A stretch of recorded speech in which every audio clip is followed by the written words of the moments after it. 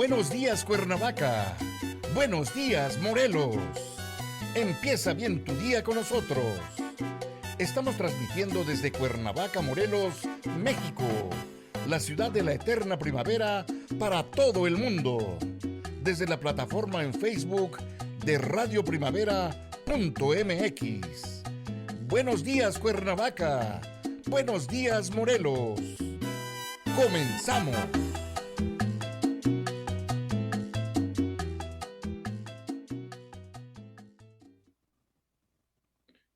Muy buenas tardes, estamos transmitiendo desde Radio Primavera de Cuernavaca este día miércoles 8 de septiembre de 2021 y vamos a tener el día de hoy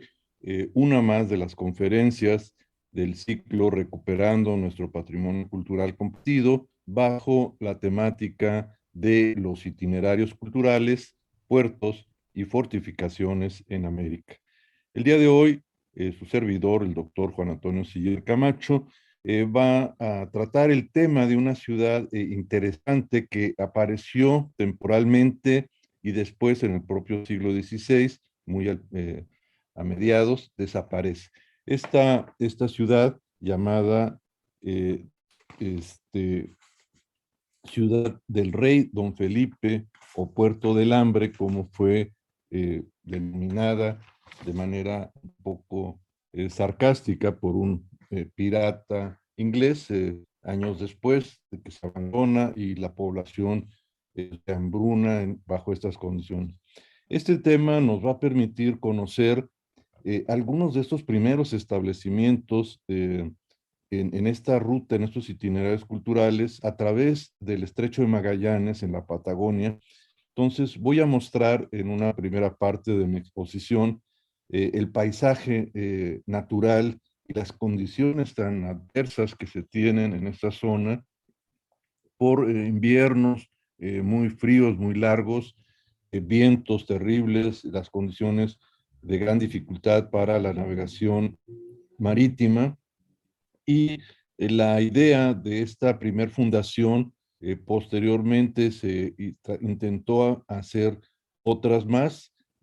una hacia el siglo XIX, el Fuerte Bulnes, que tuvimos oportunidad de comentar, y una tercera finalmente, el, eh, la ciudad de la ciudad austral actualmente en el continente americano, en la zona continental, no incluyendo el archipiélago de Tierra del Fuego, donde hay otras ciudades más al sur, pero zona continental, la ciudad del Rey Don Felipe o Puerto del Hambre, como fue llamado, tuvo esta primacía de ser una de los primeros intentos de asentamiento. Entonces vamos a tratar este tema bajo esos aspectos: el paisaje, las condiciones de los emplazamientos, la importancia de ese canal de navegación que descubre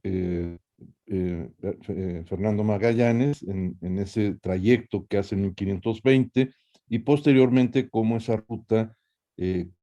es un poco más protegida que la que se encuentra más al sur en Cabo de Hornos, que la dificultad aumenta por las condiciones tan inestables de la región, del mar y vientos, y cómo la intención de la corona española de establecer un punto de abrigo en ese antecedente a lo que podría ser el antecedente para siglos después, lo que sería el Canal de Panamá, o el cruce que también se utilizaba por tierra de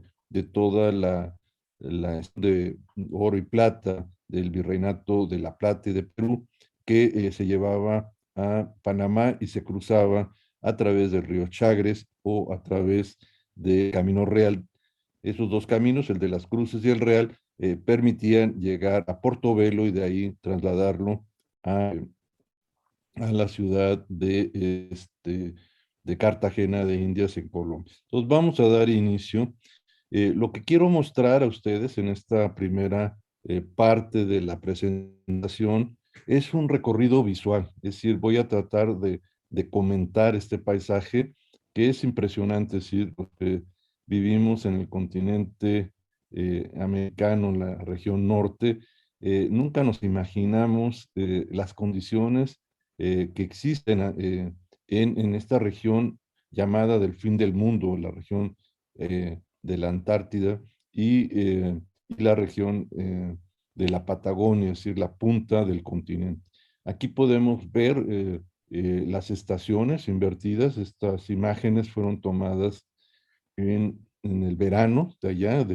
están invertidas las estaciones. Yo tomé unas vacaciones en el mes de diciembre para trasladarme y pues uno se encuentra con el verano en la latitud sur. Y ese es el verano en la parte sur, es las condiciones más estables que podría uno encontrar. En invierno es todavía más complicado el medio ambiente y el clima. Entonces podemos ver unas rosas, pastizales, eh, un mar fuerte de oleaje. En esas imágenes están tomadas con un viento moderado, es decir, no son vientos fuertes los que en un momento arrecian en el lugar. Y aquí podemos ver todavía en el verano las partes elevadas, como tienen todavía restos de nieve que ha permanecido durante el resto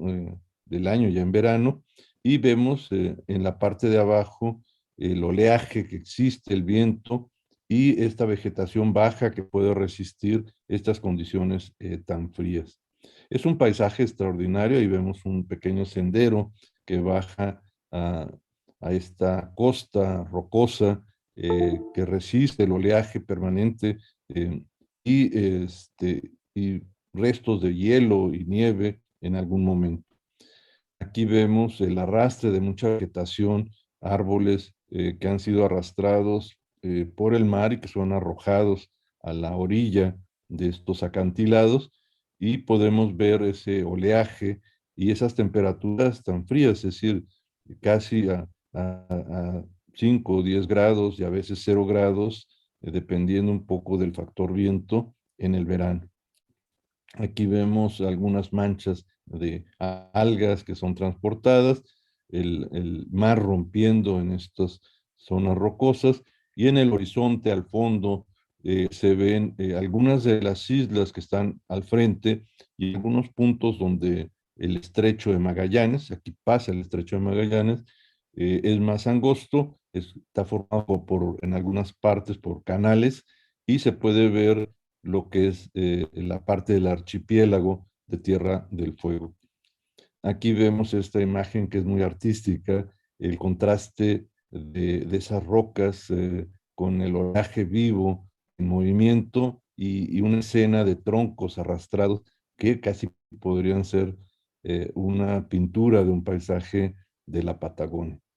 Aquí se ve una de estas laderas con vegetación un poco mayor en la parte más elevada de este promontorio. Estas imágenes están tomadas desde la pequeña península contigua al sitio del que vamos a hablar, en donde se hizo el asentamiento hacia el siglo XIX del Fuerte Bulnes, y que duró poco tiempo. De este sitio tuve la oportunidad de hablar ya anteriormente. Puede ser consultada su grabación.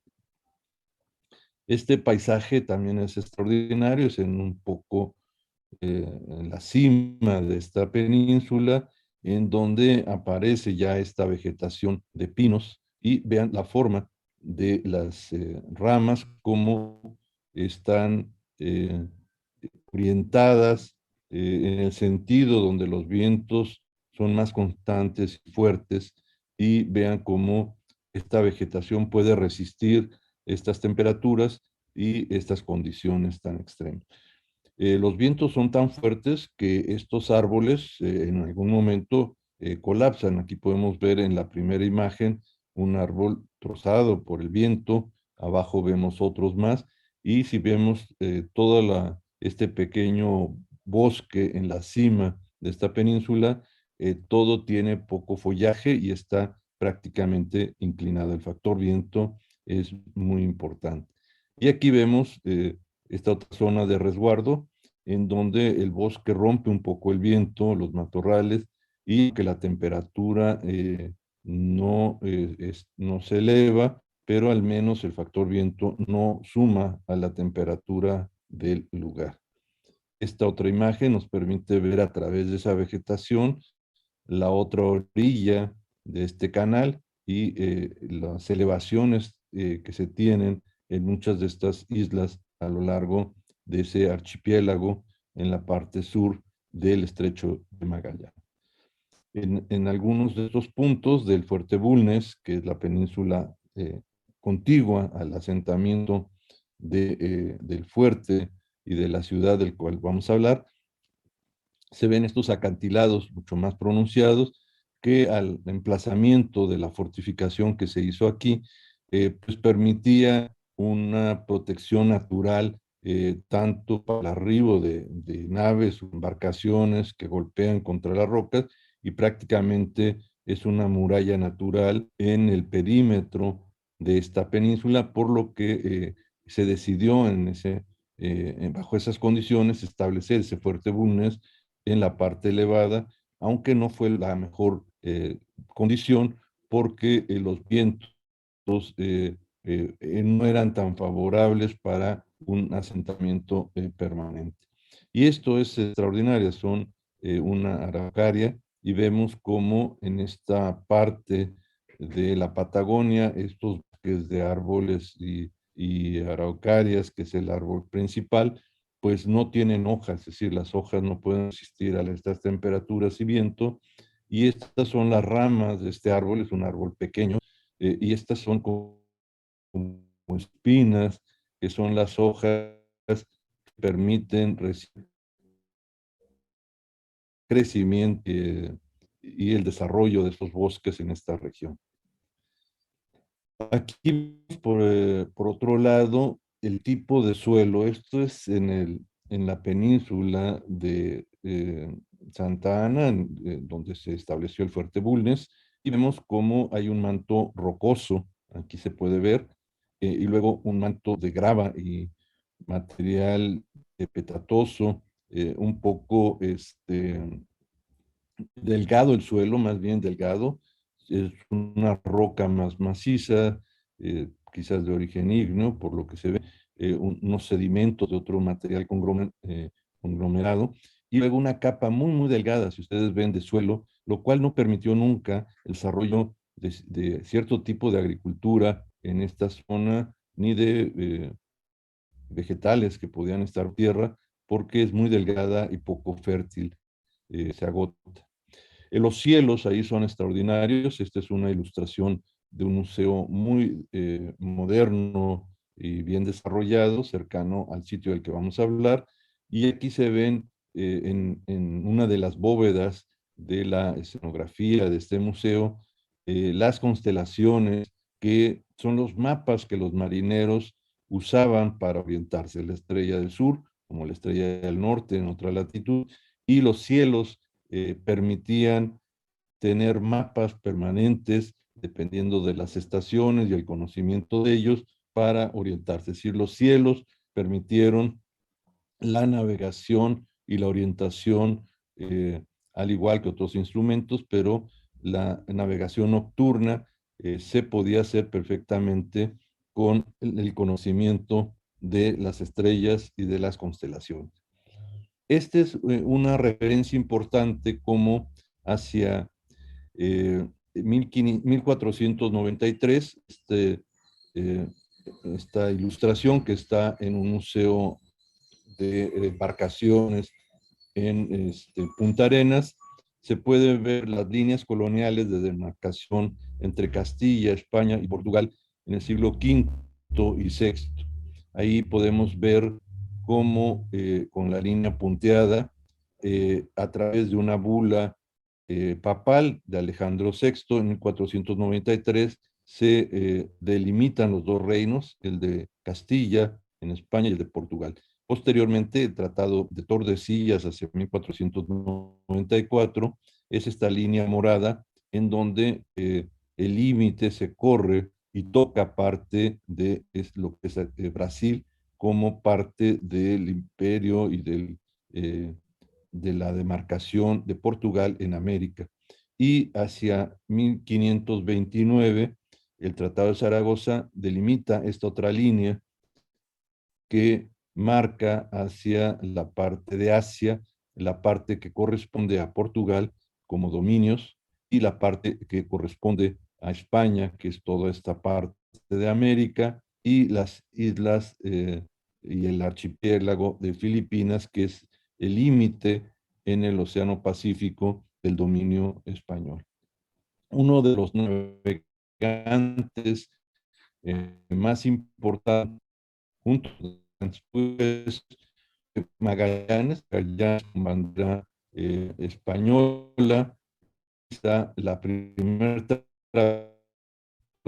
del mundo, el Nolaye, él muere en una de las islas de Filipinas, pero se convierte, pero él descubre el paso en el estrecho de Magallanes que lleva su nombre y está en madera, se encuentra en uno de los museos de Chile, en la parte de Tierra de Fuego. Es una talla muy bonita y que hace referencia a este personaje que fue el descubridor de este cruce en la parte sur del continente y de este estrecho canal que permitió por mucho tiempo cruzar del Océano Pacífico al Océano Atlántico. Y en este museo a cielo abierto, en donde se tienen embarcaciones históricas, hay réplicas de importantes embarcaciones que en la región de Patagonia tuvieron un papel importante. Una de ellas es la nao Victoria, una de las 4 embarcaciones que Fernando de Magallanes utilizó para hacer esta exploración y cruzar el estrecho de Magallanes. Y aquí podemos ver ese tipo de embarcaciones de vela que fueron utilizadas para la exploración y el descubrimiento de ese gran canal y de ese cruce en esta región. Y estos son algunos de los primeros mapas del estrecho de Magallanes en su representación muy genérica, muy simple, una de las primeras, y aquí se puede ver el, el, el, el estrecho de Magallanes, como hay partes más amplias, más angostas, el mapa es un poco simbólico, y esto que se ve al sur van a ser todo lo que son las islas, eh, que aquí están marcadas como un solo núcleo, del archipiélago de las islas de Tierra de Fuego. Entonces, este es el paso que él descubre y luego por unos fiordos en esta parte, que vamos a ver más adelante, se sube a la parte ya más de latitud más al norte. Esta es otra representación, aquí es mucho más completa. Estos son el núcleo de Tierra de Fuego, que no es este núcleo macizo, son muchas islas, y aquí se ve la entrada del Atlántico, el Mar del Norte, como era llamado en ese momento. Algunas partes hacen espacios muy amplios, no alcanza uno a ver el otro extremo, y en otros se forman canales para cruces y el paso en la parte interior de esta cordillera de los Andes que llega hasta esta parte. Y aquí se sigue de manera paralela al Mar del Sur, como era llamado, eh, por ese gran canal que algunos de sus pasos dependen de las mareas que permiten ampliar la zona de cruce en un punto y en otro. Esta otra representación también habla de este estrecho, el canal de Magallanes, y esta representación muy genérica que se hace. Esta representación incluye algunos elementos también. Aquí se ve el mapa, el norte está acá. Aquí se ve el estrecho, la Tierra de Fuego y este estrecho y paso en donde se ponen algunos de los animales que en esos viajes encontraron que existía. La cordillera, vean cómo se continúa. Y luego en esta tierra tan angosta que corresponde a la parte de la Patagonia de Chile, la cantidad de ríos que bajan al interior, al mar. Y aquí vemos un lugar también muy importante que es el sitio de Chiloé, del cual vamos a comentar también en alguna otra de las conferencias. Esta es la cartografía que se hizo por geógrafos y especialistas en la cartografía, en los mapas, en los levantamientos, tanto de ingleses como franceses, que hicieron recorridos y exploraciones para identificar las alturas, los elementos y dar nombres a muchos de ellos, como se puede ver en estos cortes en algunos de los puntos de cruce de los canales o de los pequeños golfos que se hacen en el interior. Todas estas láminas se encuentran en el Museo del Fuerte Bulnes, contiguo al sitio del que vamos a hacer referencia hoy, y vean cómo todas estas representaciones del siglo XIX son bastante cercanas a la forma que estas elevaciones tienen en la parte de este estrecho de Magallanes. Todos tienen algún nombre de referencia, vean, algunas partes son muy estrechas y están marcadas a través de estas elevaciones, estos conjuntos y esta cartografía que era importantísima para poder usar este cruce entre los dos océanos de manera permanente hasta la apertura más adelante de lo que va a ser el Canal de Panamá, que hace que no se tenga que ir a una latitud tan al sur para poder cruzar. Entonces, todos estos estudios fueron realizados por estos grupos y expediciones científicas que llegaron en el siglo XIX, sobre todo, a hacer estos trabajos cartográficos. Aquí se ve uno de los canales, muchos de ellos son muy estrechos, se fijan, llevan diversos nombres, entonces el conocimiento de dónde están y hacia dónde seguir dentro de esos canales y esa navegación, pues permite navegar con más seguridad.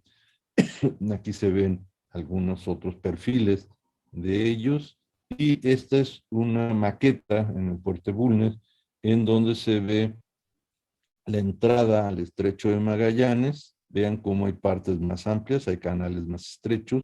y hay otras bahías que se hacen, como esta llamada Bahía Inútil, algunas islas como la isla Dawson, y en este punto es donde se establece más tarde, en el siglo XVIII, XIX, Punta Arenas, que es la ciudad más al sur del continente. Aquí tenemos los dos sitios de los que vamos a hablar, que es el Fuerte y Punta de Santana, Fuerte Bulnes, y el puerto de Rey Don Felipe, que es el tema de hoy, que fue la primera ciudad más austral que se intentó establecer. En esta otra lámina hay que ver la parte de color claro como la parte de mar, y la que pusieron en azul es la parte de tierra. Entonces, un poco complicada. Es un mapa más reciente en donde se ve Punta Arenas, el Fuerte Bulnes, Punta Santana y el Puerto San Felipe. ¿Sí? Aquí está la isla Dawson, que es la que veíamos enfrente, y vean cómo este canal se hace angosto, va paralelo al mar abierto del Océano Pacífico, y sale finalmente a Chiloé y más al norte ya en la parte de Chile. Y aquí en esta otra cartografía se ve la región de Patagonia.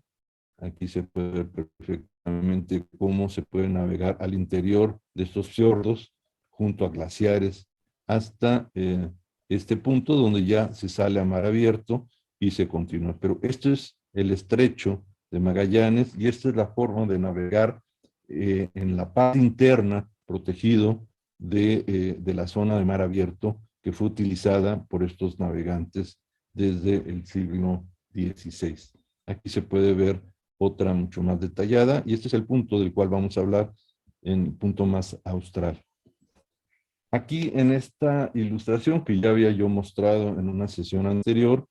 podemos ver esta península en la Punta Santana, el desembarcadero que había para este Fuerte Bulnes, que fue establecido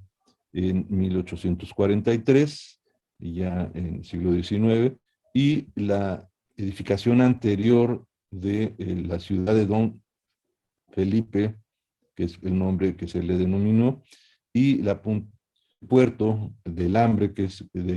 al que este pirata denominó a recoger a gente que había muerto y a otros que habían resistido, y las prácticamente estaba desaparecido.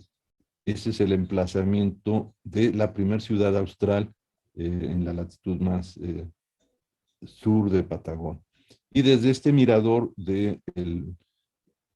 la península de Santa Ana se puede ver esta lengüeta, se ve aquí como pequeña península en donde estuvo el emplazamiento de la ciudad del rey Don Felipe. Eh, Aquí se puede ver parte de ella, esta playa, un poco más protegida de los vientos, no está en un punto tan elevado como lo podemos ver desde la fotografía. Y aquí hay un asentamiento reciente en una de estas pequeñas bahías, un poblado pequeño, un caserío. Y esta otra elevación nos permite ver esta caleta que se hace aquí, esta elevación, el emplazamiento de esta ciudad y vemos cómo está con el abrigo de esta elevación de la península de Santa Ana y el mar abierto del estrecho de Magallanes. Aquí en esta se ve con mucho más detalle el emplazamiento que va a tener la ciudad en este punto. Y estas son las representaciones que se hacían un poco fantásticas en el siglo XVII de los patagonios, de los habitantes de esta zona, de los navegantes que tenían contacto con ellos, y esta era su manera idealizada que hacían los dibujantes de las descripciones y figuras de animales fantásticos, seguramente es un pingüino gigante, y estas son las habitaciones, las casas temporales que los patagonios tenían y que se movilizaban de caza, pesca, recolección para mantenerse en distintas estaciones del año y vivir de la apropiación de caza, pesca, recolección, y son el tipo de abrigos temporales que usaban los grupos que se asentaban en pequeñas familias en esta zona que se llama Tierra de Fuego, por los grandes fuegos que y el Estrecho de Magallanes los navegantes veían, y de ahí el nombre de Tierra de Fuego que denominaron en un principio a los habitantes de esta zona. Esta ilustración muestra cómo grupos de 3, 4 naves cruzaban en la mejor época posible por este canal, y no había en ese momento ningún punto de abrigo ni de ayuda. Se tenía que cruzar prácticamente en condiciones extremas y tratar de subir hasta Chiloé, que era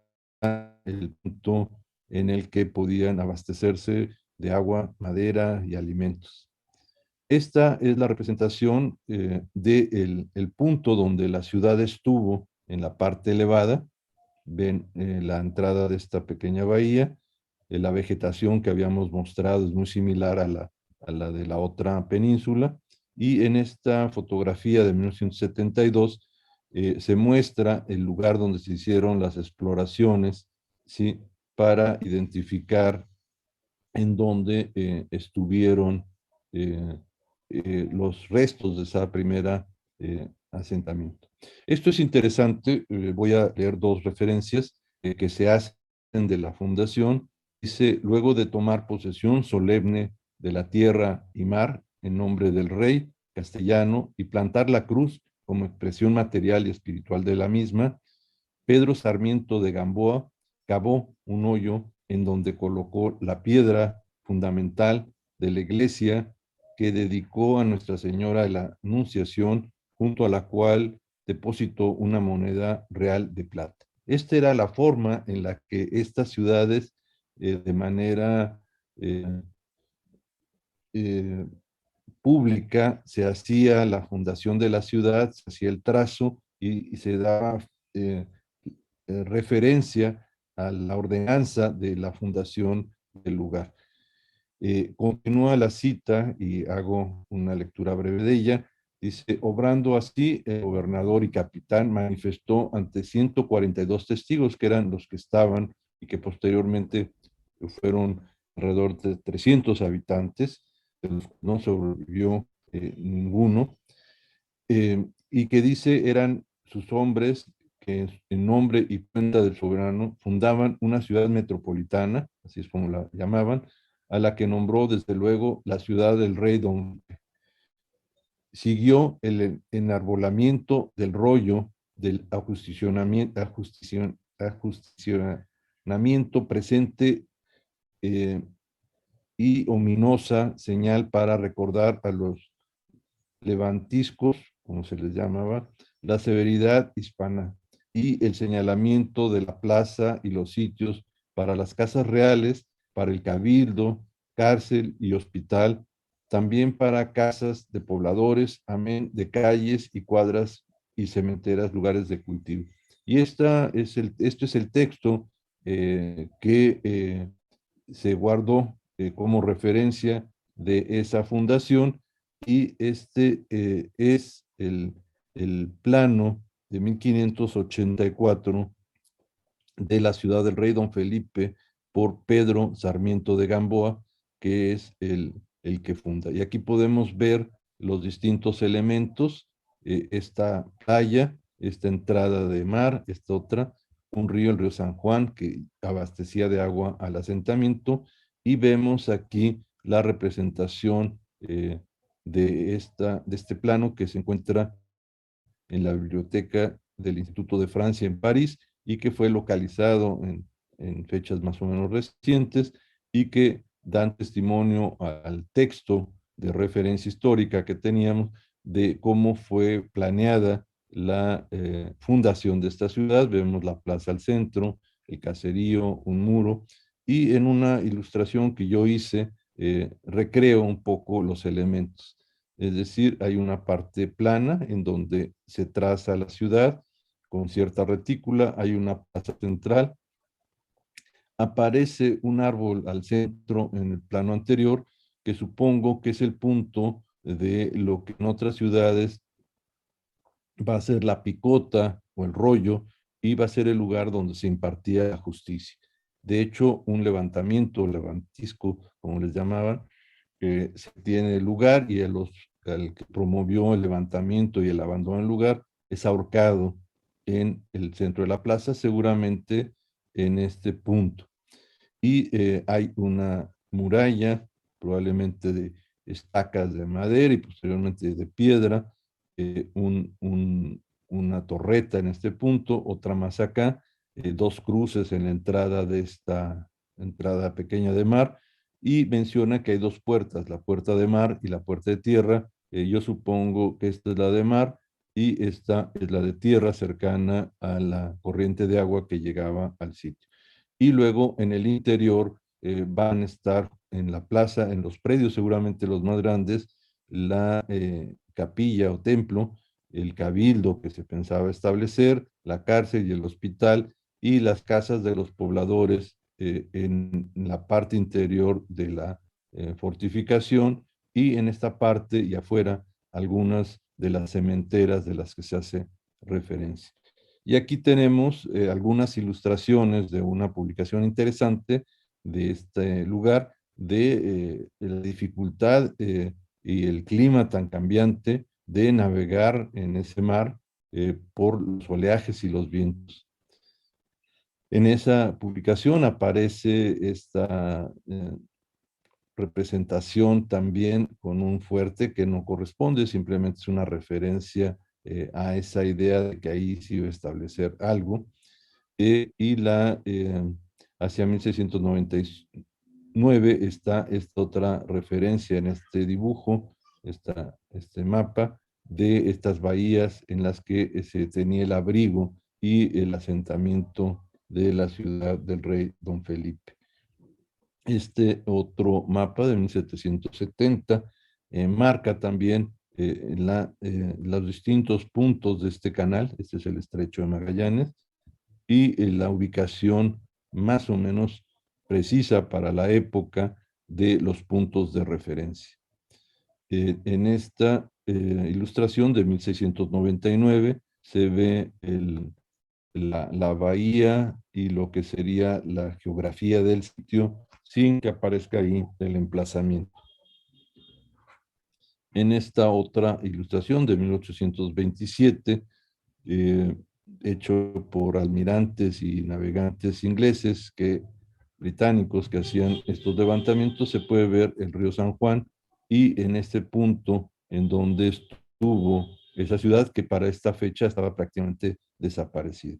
Y el puerto del Hambre, como se le llamó en este punto. Aquí se ve de esa comisión científica las ilustraciones, las embarcaciones que estaban junto al sitio donde se hacían las exploraciones y los grupos que hacían la cartografía, ahí se puede ver con campamentos temporales, que fueron documentando a través de estos dibujos y grabados, este de 1837, la región donde estuvo originalmente esta ciudad del rey Don Felipe. Aquí se ve parte de esos paisajes, esta vegetación arrojada por el mar, estos troncos que habíamos visto en las ilustraciones primeras, y algunos otros asentamientos ya más tardíos, final del siglo XIX, 1884, en un punto que se llama Punta Carrera, y a través de este dibujo se puede ver un aserradero, ¿sí?, que era utilizado para la fabricación de embarcaciones o combustible o las edificaciones. Estos son algunas fotografías hacia 1954 de primeras exploraciones que se realizan en el lugar en donde se ubicaba el lugar que estuvo la ciudad del rey Don Felipe, y esta imagen que aparece en nuestra presentación también fue una especie de dolmen conmemorativo en donde los restos óseos que se encontraron en estas excavaciones arqueológicas fueron exhumados y colocados en este monumento funerario para recordar esa primer ciudad austral y el emplazamiento que tuvo en algún momento. Estas son algunas ilustraciones de los trabajos de exploración hacia 1970, fue otra temporada, y estos son algunos planos de lo que fueron parte de las murallas de algunos edificios. Aquí se ven algunos restos óseos y algunas otras edificaciones que se tuvieron en el lugar. En este detalle se puede ver mucho más esta excavación con las distintas descripciones arqueológicas asociadas al inmueble, muchos restos óseos que fueron abandonados o tapados en el lugar ante las hambrunas que hubo y el abandono. Y fue interesante en estas excavaciones encontrar estos dos cañones en bastante buen estado de conservación y prácticamente a unos centímetros del suelo. Esta es la capa vegetal, esta es una capa como de tepetate y lodo, y vean cómo muy en superficie fueron encontrados estos cañones de ese asentamiento temprano de 1584. Y aquí se ve, si observan, la ubicación en esta retícula arqueológica, estos dos cañones y el grupo de arqueólogos con esta ampliación de ese mapa que se tiene en la fundación de la ciudad y el paisaje del entorno y protegido por estas cortinas para protegerse del viento que siempre es muy intenso. Y esta cronología histórica es muy interesante, parte desde los asentamientos prehistóricos hasta el cruce de Fernando Magallanes en 1520, el 21 de octubre al 28 de noviembre, y otras navegaciones que se hicieron por el estrecho entre 1526 y 1578,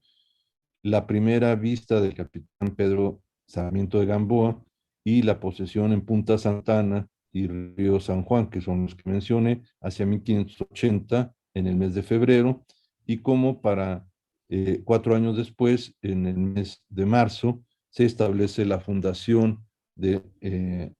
la ciudad del rey Don Felipe junto al puerto de Salas, que era como se le llamaba a lo que era la Bahía Buena. Y el abandono de la ciudad, si se fijan, fue tan solo 2 años después, es decir, en 1586 la ciudad se abandona por la hambruna, la muerte de sus habitantes, quedaron un poco en el abandono, no hubo apoyos para llevar suministros y las condiciones del lugar lo hicieron muy difícil de poder mantener a esta población originalmente de 300 habitantes que fueron muriendo de hambre en el lugar y hacia 1587, eh, o sea, la ciudad prácticamente se abandona en el 86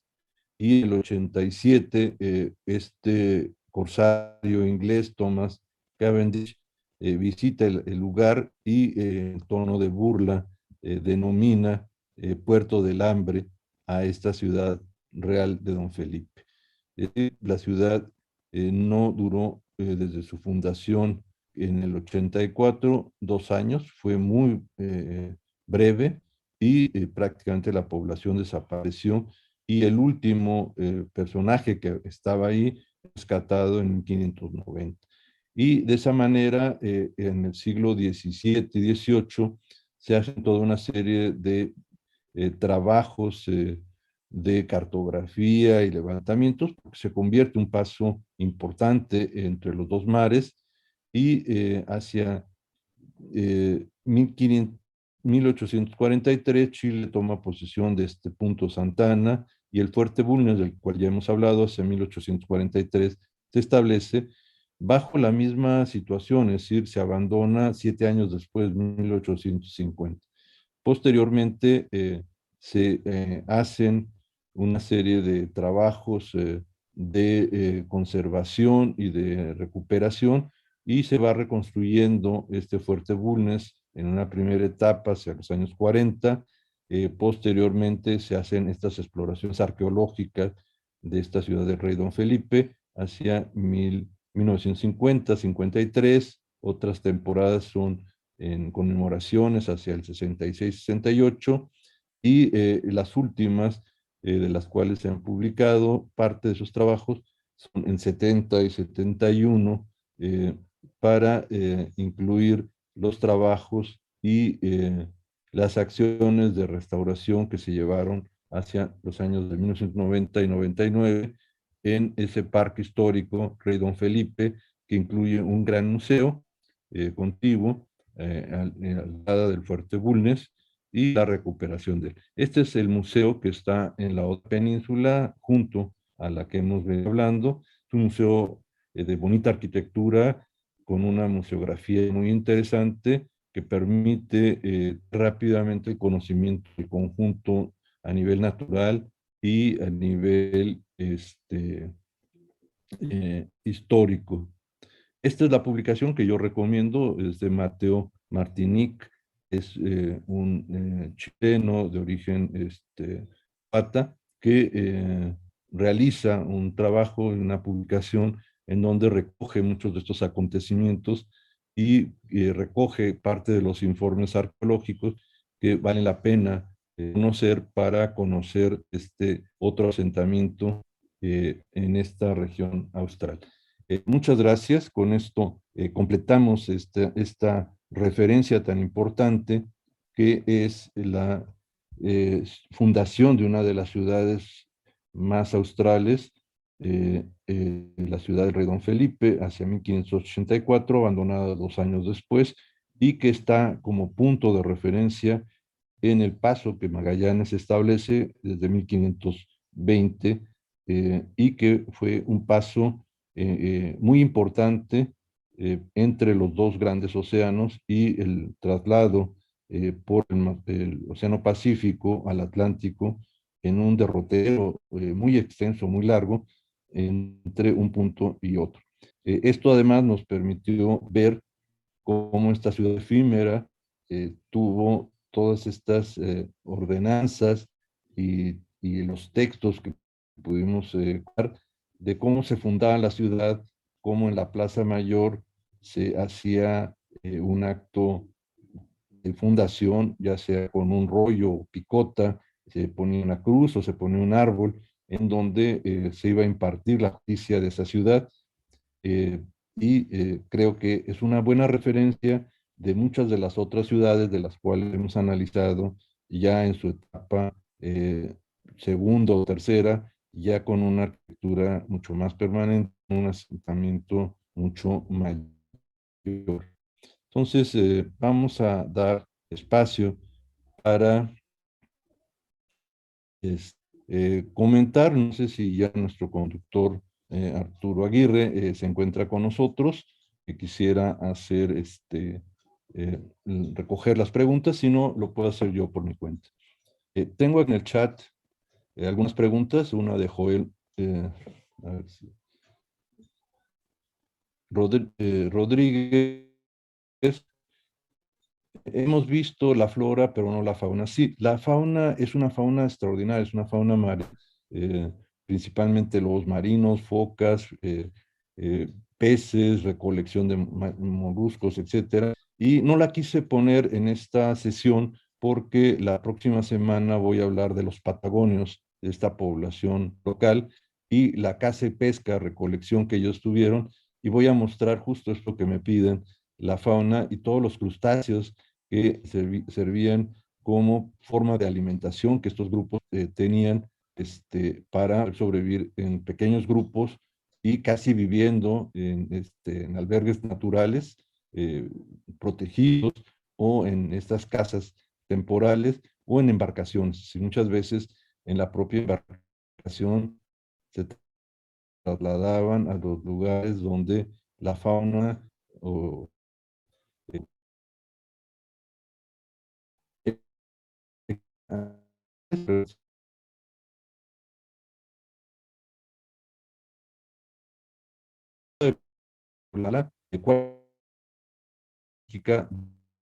territorios,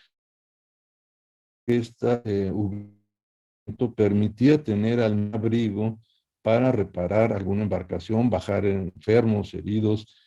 abastecerse de agua y leña y tener, al menos en un trayecto tan largo en este cruce sur, un punto de apoyo a la navegación futura. No fue posible, pudieron establecer las condiciones para esa población permanente y no es hasta Chiloé, hasta donde tenían que llegar para recibir abrigo y apoyo. Eh, Leonor comenta, yo siempre he dicho que no hemos dado la importancia y peso específico a la historia de Fernando Magallanes. Yo creo que es importante la historia de los navegantes portugueses, es decir, fueron grandes navegantes y la corona española los contrataba bajo bandera española para hacer descubrimientos y navegación, es decir, Fernando Magallanes es uno de ellos, hay otros más. Eh, Expedición de él termina con la primera circunvalación, que es muy importante. Eh, Hubo estas otras de Cristóbal Colón, que ahora está capa caída y lo estamos quitando. Entonces son personajes y los portugueses tuvieron un gran conocimiento en la navegación y por eso esta otra gran potencia, España, los tenía bajo su resguardo y protección y trabajaban en esos descubrimientos como los jefes de las expediciones que se realizaban para descubrir nuevos territorios o nuevas rutas de navegación. Rodrigo Álvarez comenta que gracias por la conferencia eh, y él comenta que ha visto algunos documentales. Hay unos muy buenos, yo estuve viendo la semana pasada muchos de esta región austral que están muy bien hechos y creo que complementan con más espacio, más tiempo, mucho del contexto que en esta región existe. Yo simplemente he puntualizado este asentamiento que me parece importante en el ciclo de itinerarios, puertos o fortificaciones. Juanjo Aguilar comenta que si existen vestigios de pueblos originados en la región. Sí, es el tema que voy a hablar la próxima sesión, pero son pueblos nómadas, son pueblos que se están moviendo por las condiciones del lugar, si no pueden permanecer, como fue el caso de esta fundación española, que quisieron estar en un lugar y permanecer ahí y no duraron más que 2 años. Es decir, los habitantes de esta región, por su grado de desarrollo tecnológico y de conocimiento, tenían que movilizarse a los puntos donde, dependiendo de las estaciones y la movilidad de la caza, pesca y recolección, les permitía sobrevivir, y lo hicieron hasta la llegada de estos grupos, que muchos de ellos los exterminaron. Luis Torres, felicidades al maestro Siller, muy rica y detallada la explicación. Con esta explicación queda claro que hacen falta museos de este tipo en muchos lugares. A mí me parece que este museo no es un museo de ciudad, porque está a unos 60 kilómetros de Punta Arenas, pero el llegar a un lugar donde hay esta reconstrucción del fuerte y tener en resguardo del viento y frío, y luego salir a ver el sitio y luego regresar al museo, tener un museo de esta calidad de información, de materiales videográficos, le permiten a uno tener rápidamente una información para entender mejor el sitio en el que uno está. Entonces, a mí me parece que es un extraordinario museo de buena arquitectura, de buen diseño museográfico, y que estos son muy útiles, los museos de sitio. Sí, muchas veces tenemos el gran museo en una ciudad, pero los museos de sitio son fundamentales para entender los lugares a los que visitamos. Y me están diciendo que con estos se completan ya las preguntas que tenemos, y estamos a 5 minutos de terminar la transmisión. Si no hay ningún otro comentario o el arribo de nuestro conductor, damos gracias.